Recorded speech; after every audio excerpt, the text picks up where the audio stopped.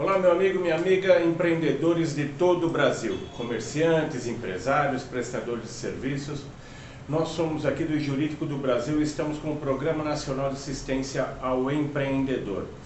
Qual que é o objetivo do Programa Nacional de Assistência ao Empreendedor? É levar até vocês a base, mas a superficial, não é nenhuma aula jurídica, não é nenhuma intervenção jurídica, mas uma base preliminar para vocês que estão empreendendo ou que estão se iniciando na carreira, do desenvolvimento comercial, do empreendedorismo, alguns pontos, alguns tópicos das suas relações jurídicas sociais, tá? Porque muito se fala em ficar rico, muito se fala em desenvolvimento do empreendedorismo no Brasil, que sem dúvida nenhuma é uma alternativa excelente e nós somos assim quase que uma referência mundial com relação ao investimento, ao desenvolvimento do empreendedorismo.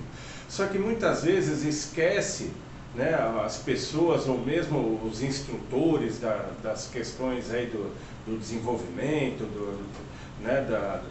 da boa conduta, acabam esquecendo que essas pessoas estão entrando no empreendedorismo por uma questão de subsistência. Boa parte dos empreendedores, do pequeno empreendedor em especial, na realidade, eles são pessoas que ficaram desempregadas e que por motivos de subsistência passaram a desenvolver um projeto, passaram a desenvolver uma relação mercantilista que faça com que ele possa custear justamente essa defasagem que tinha do salário. Só que acaba entrando numa situação de abertura de empresa, acaba se envolvendo com uma ilusão de enriquecimento rápido e não é bem assim. Tá? Como você pode ver nos vídeos anteriores, a questão da abertura da empresa, a questão da relação com o poder do Estado federal, estadual e municipal, muitas vezes pode ensejar já numa abertura não somente da empresa, mas de uma dívida que você acaba contraindo para a sua vida e por que não dizer para a sua família.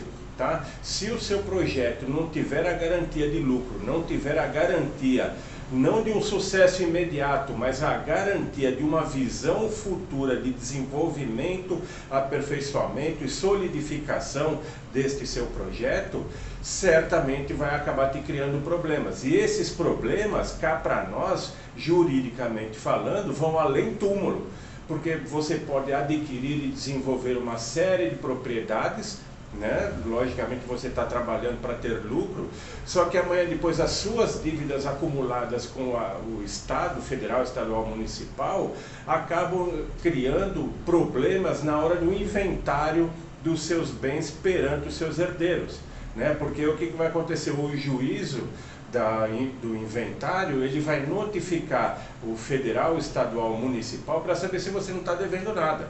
Se você estiver devendo alguma coisa, primeiro você tem que arcar, você logicamente já estará em outro plano, mas a sua família terá que arcar com essas dívidas para que o resultado, para que o que sobra, o residual, aí sim seja partilhado entre os seus herdeiros, tá legal? Então esse que é o nosso objetivo, levar para vocês a consultoria com essa relação e, se necessário, logicamente, a intervenção a seu favor de você como empresário, de você como empreendedor, junto às suas demandas ao Poder Judiciário. Tá bom? Então a nossa especialidade é essa. Meu nome é Michel Stamatopoulos, sou professor e advogado há mais de 26 anos cuidando dos interesses do pequeno e médio empresário de todo o Brasil. Então a gente tem uma certa experiência nesse sentido, porque nem sempre somente o diploma de bacharel em direito ou mesmo a carteira de advogado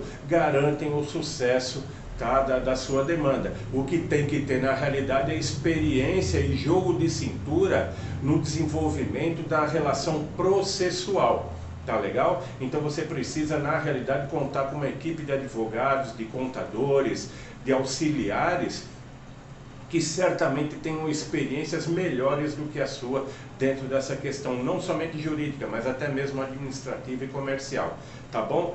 Então hoje, qual que é o sentido? Nós já falamos da abertura da empresa, nós já falamos sobre o lucro presumido, o lucro real, e hoje eu quero falar para vocês também com relação ao desenvolvimento dessa empresa num imóvel comercial alugado, tá? Que é a grande maioria dos casos, né? A pessoa acaba locando um imóvel para ali desenvolver a sua empresa, para que ali possa ter uma sede, possa ter uma fundamentação e desenvolvimento de todo o seu projeto. Então, o contrato de locação, ele é regido pela Lei do Inquilinato, que é a Lei 8245/91, tá? Então, praticamente, a Lei do Inquilinato, ela rege para pessoa física e pessoa jurídica. A vantagem da pessoa jurídica nessa situação é o quê? O tempo de locação, normalmente, o tempo inicial, ele parte de 5 anos. Tá? Não existe uma determinação que obrigue, tá? Que seja 5 anos, mas existe já um modus operandi, existe uma formulação, até para que você possa em 5 anos, que é o tempo mínimo para você analisar se você vai ter lucro ou não com a sua empresa, se você vai poder desenvolver ou não, se vale a pena você montar a empresa e depois vender essa empresa ou não, tá? Em 5 anos você tem que saber já qual que é a sua definição e sua projeção de futuro junto com a sua personalidade jurídica. Esse tempo de locação, no caso da renovação do contrato, ele pode e deve até ser feito pela somatória do último ano com o primeiro contrato. Então você fez um primeiro contrato lá de 3 anos, um exemplo, tá? Esse contrato de 3 anos depois ele se renovou por mais 3 anos, e na outra renovação o ideal é que seja feito por 6 anos, que seria a somatória dos 2 primeiros anos, tá bom? Isso daí na relação do contrato de locação. Aí vem a questão do ponto comercial, a análise do ponto comercial, se você vai montar um fornecedor de bens, né?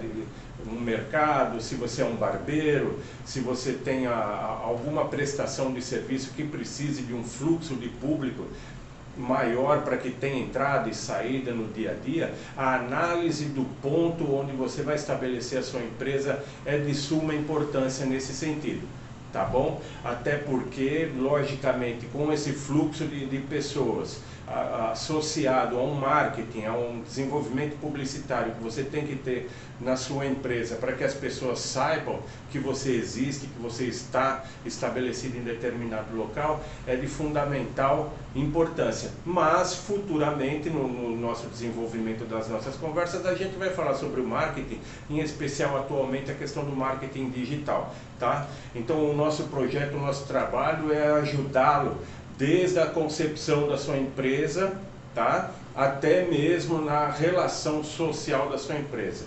E nós estamos à disposição para isso.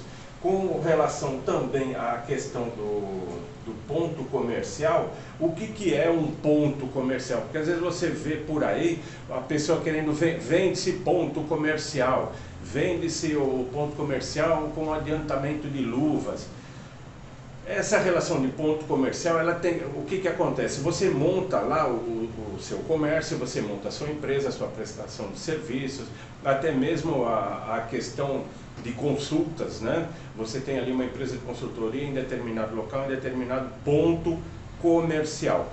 E até então poderia ser até uma residência, mas você acabou desenvolvendo um fluxo de pessoas que no decorrer mínimo de 3 anos, você acabou acumulando ali uma fonte de referência de transação comercial. Isso daí já começa a se caracterizar como ponto comercial. O dono do imóvel é diferente a questão da titularidade do imóvel da titularidade do ponto comercial. A pessoa ela pode até ser a proprietária do imóvel, mas você que desenvolve essa relação comercial em determinado ponto nesse imóvel, né, a partir de 3 anos, você forma ali uma luva, você forma ali uma carteira de relação de interseção social com fundamento de capital, né, que vale dinheiro, entendeu? Então você está ali com no mínimo de 3 anos, 5 anos, 10 anos, então nem se fala. A partir daí,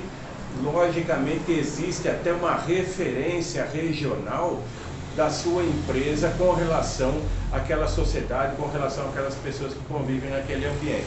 E isso daí tem um valor. Esse valor da questão do ponto comercial, decorrente da sua atividade econômica, é o que a gente pode chamar de valuation ou valuation, como preferir. Que isso daqui, na verdade, é o valor da sua empresa, tá? E o valor da sua empresa nada mais nada menos, não é nada mais, nada menos do que o fluxo de caixa, tá? Descontado, logicamente, das suas intempéries, das suas dívidas, do seu fluxo necessário de sobrevivência com fornecedores, aquela coisa e outra.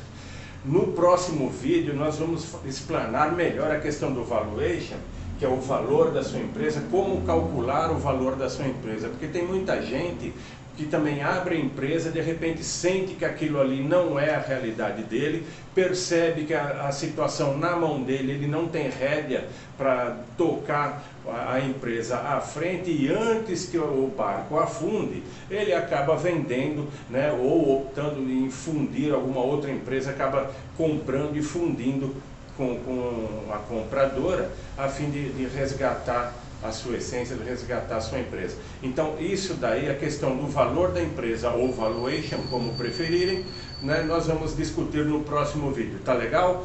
Estamos aqui com o Jurídico do Brasil e todas essas informações que a gente vem passando, você pode aí nos comentários, né, fazer alguma pergunta, fazer algum questionamento, até para que a gente aprimore e direcione melhor o nosso trabalho para a solução das suas dúvidas.